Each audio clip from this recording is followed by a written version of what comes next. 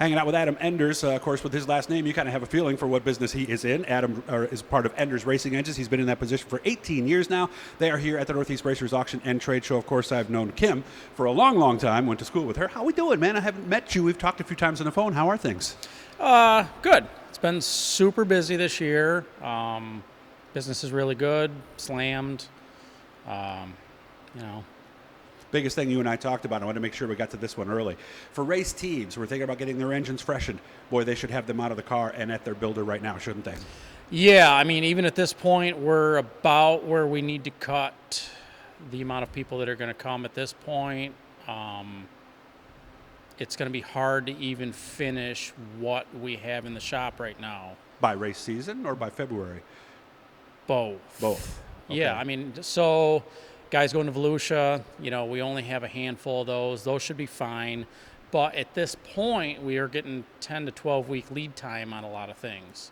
Pistons, titanium intake valves, that stuff, at least 3 months. So, and that's before we get into busy period. I see. Once those vendors hit their busy time, it's going to get even worse. Okay. So, all right. So are other vendors stepping up? Are there other smaller shops that are trying to help make these items that we need? Because, CNC machines are all over the place, aren't they? Yeah, but if you're going to do something like a titanium intake valve, not just any machine shop is going to go out and make those. Why is that? Tolerances, materials. I can go spin something out of titanium and make it, but that doesn't mean it's going to hold up. I see. So a lot of the vendors have been in this for a really, really long time, and they make good parts because they've been at it.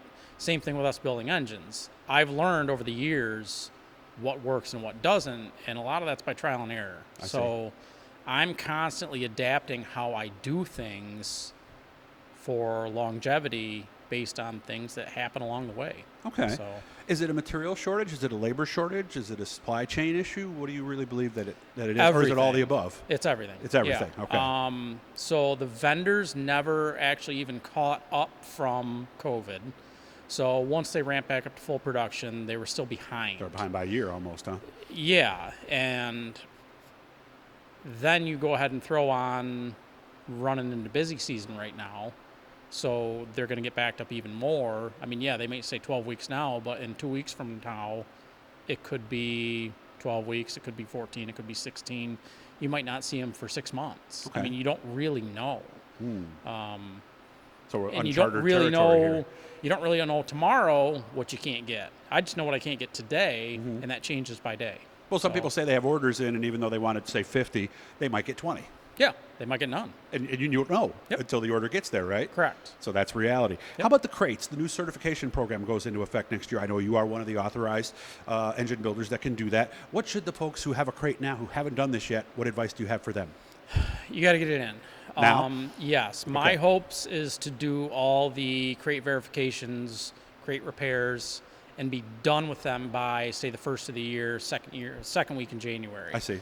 Because that's about when the parts are going to start showing up for our open style engines.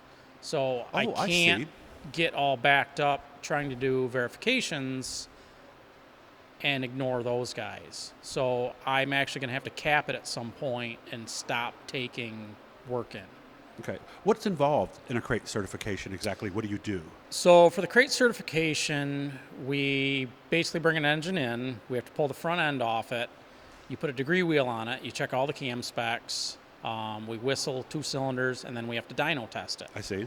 To make sure that it doesn't make too much power. So if that all checks out, you fill out paperwork, you send it in. A couple days later, you get seals, and you put the seals on it. Were there some bad crate engines or some that weren't so good that came out like over the summer? I heard a couple of people mention that. Or is that just a rumor I'm hearing? GM had bad engines, but we had 0 failures with those. Okay. I'm going to say they were a little less rugged. Okay. So if you were careful with the break-in process, which is key. I remember talking to your dad about this. That's huge. Yeah. Break-in is huge on those, and especially with these. So what they did, they ended up switching to a steel crankshaft in them, and they reduced the rod bearing clearance by about 0.5 thousandths. I only know this because I took one apart after it failed after a couple races. Okay. Not ours. So it doesn't have enough rod bearing clearance. Okay. And if you run the wrong type of oil, don't break it in, you're going to have trouble. And there's an actual break-in oil that you guys use, right? Correct. Right? Yeah, we used to run the Maxima break-in oil, which was really good. The Maxima stuff got a little hard to get, so now we're running the VP break-in oil. Okay, so make sure to come here. I aired this on Thursday night, guys. Make sure you guys saw this. Come on in and see them. And if you have any questions, they're right here. It's a great time to do that. Adam, I appreciate your time, man. Thanks. Yep, no problem. Thanks, Hit the Doug. Blue E. That'll subscribe you. Every time we're talking to somebody cool.